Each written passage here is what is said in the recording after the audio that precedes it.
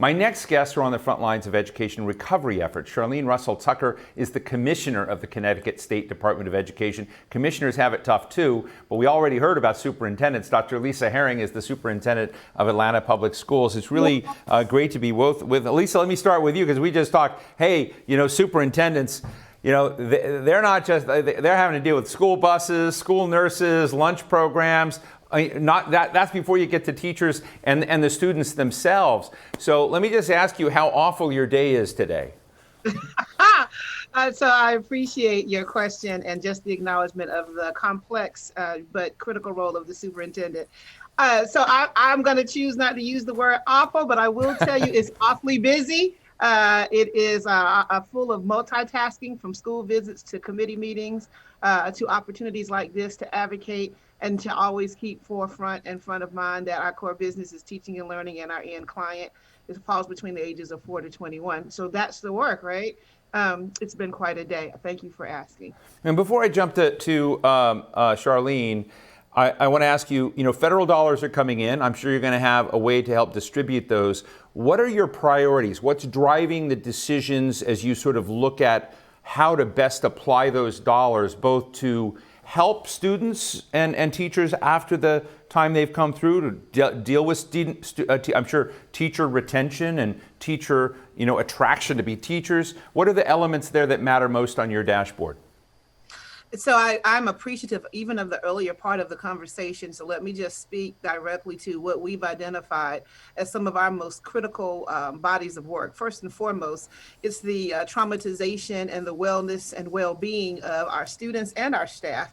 As we started out this school year and took inventory of the last year and a half or 2 or even 3 years, we honed in on how our students had been performing, how they've been impacted, and how federal dollars could help us here in the Atlanta public school system focus in on accounting for student proficiency and success. But there's a twofold dynamic.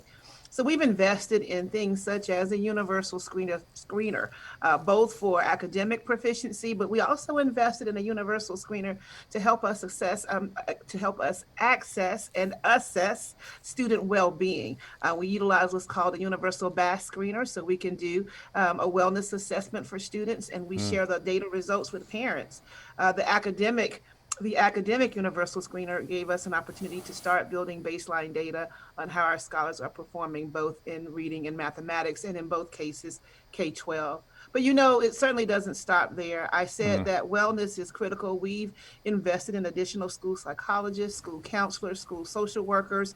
We knew at the onset, as we pivoted back into a new normal from the pandemic, that was going to be critical. And of course, we've invested in mental health supports for our teachers as well as how we could become that much more creative with adjusting for recruiting and retaining high quality professionals in all areas of how a school system works.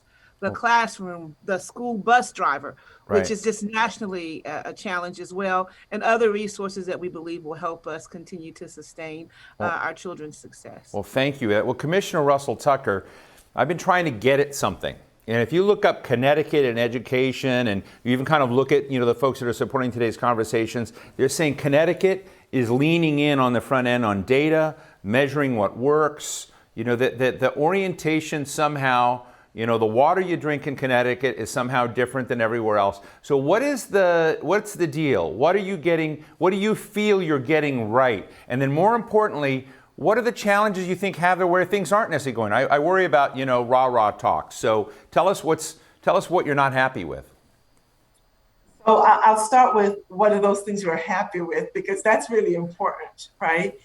And you're correct about the things that we're focused on. And so with the influx of federal resources, we thought it was really important at the State Department of Education leadership level to really set forth some priorities for investments. And I hear some of them Dr. Herring just spoke to. Learning acceleration, we know that was critical in student enrichment. But we also wanted to make sure we're tapping into family and community connections. So that's an investment priority. Of course, social, emotional, and mental health support for student and staff. Really important that we're not just focused on students. Talk about strategic use of technology in new and innovative ways, and making sure our buildings are safe and healthy for student and staff. And so we set those priorities forward, Steve, as these are the investments that we want to be making, not just at the local level, but also at the State Department of Education level. And then it was a matter of saying, okay, but we have these resources. How are we accountable for those resources? And how do we know what works to make sure our investments are hitting the mark? So when you talk about the Edu Recovery Hub, you notice, and you've probably seen it there, Connecticut being one to watch when it comes to data. We decided, how do we make sure we know what works? And that's where we really lean in on this groundbreaking collaborative, having our public colleges and universities to say, let's get a collaborative together that's going to evaluate almost in real time so we know how to move forward. For example, we invested about $8 million for student enrichment last summer. Before we make another investment this summer, let's pause, let's see what worked, what didn't work, so that we can better target the funding for this upcoming summer. So those are the things that we're working on. We think those are the right moves, but there's still challenges, as you mentioned, and we have to recognize those, the trauma that staff or families or communities face.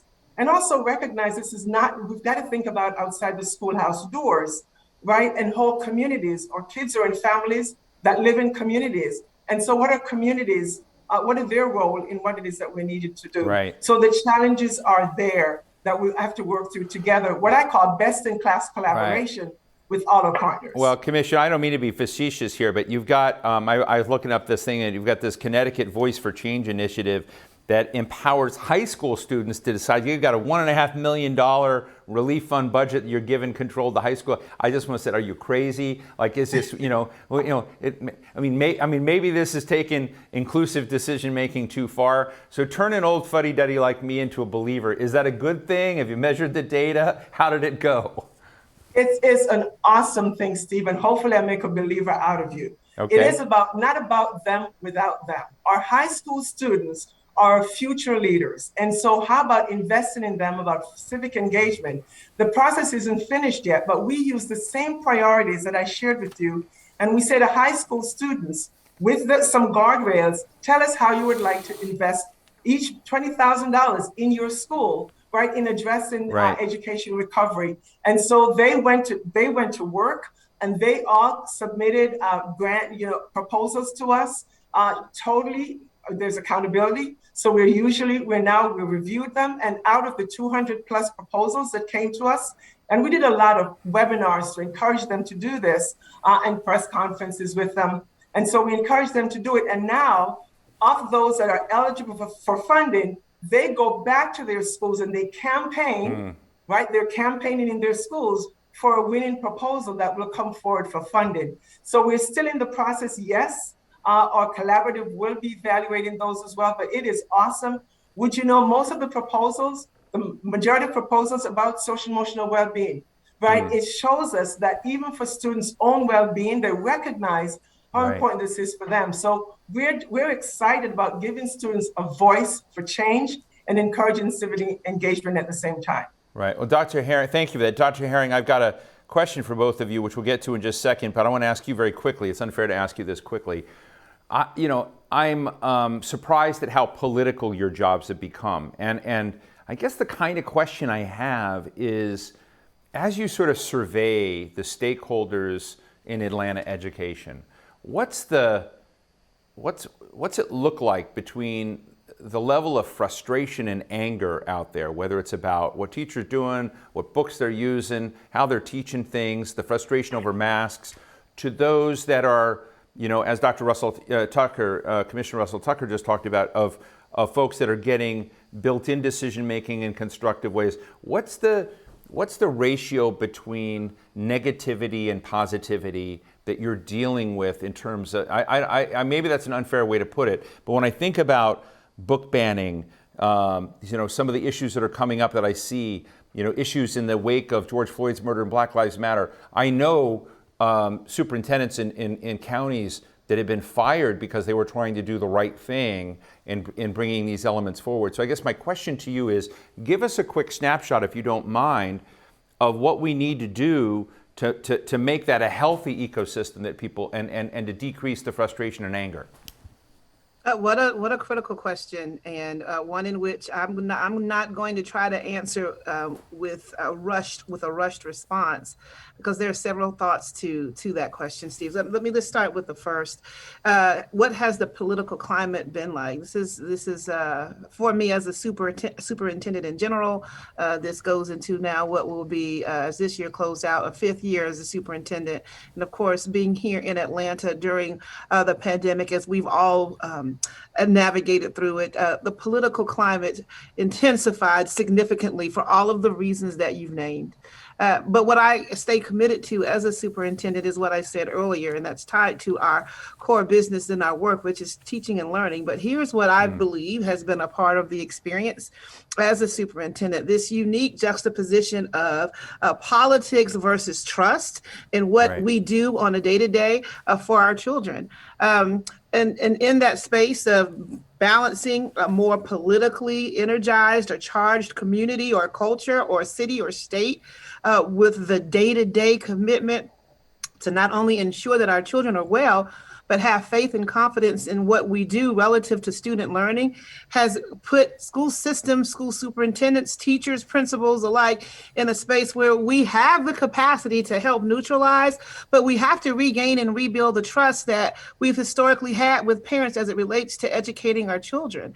Whether that conversation has been about how do we create an environment that is comfortable and that is non-judging and that is safe for teachers and students to discuss issues of peace and war, or to have conversations relative to issues tied to what our students have read or have curiosities about, both from a political standpoint, but also from the standpoint of teaching and learning. School systems have a power to help neutralize that, as long as we can maintain an ability to ensure trust. What we've done in Atlanta Public Schools, particularly with my administration since I've been in place, is to start what we've called our Center for Equity and Social Justice. In that Center for Equity and Social Justice, we do have our district's first Chief Equity and Social Justice Officer. But that department and that division touches on all aspects of how school systems operate and how do we interface with stakeholders. So we've been very transparent and candid, whether that's with our political legislative delegation. And I'm happy that we have healthy relationships there, but we have to work at those relationships, in addition to the fact that we work with a parent and teacher community as well as students around voice and how do we engage into courageous conversations without it turning into a debate or a battle. And again, I say classrooms and schoolhouses have been for many years a place where we can neutralize and engage, and being able to continue to do that is perhaps more critical than ever.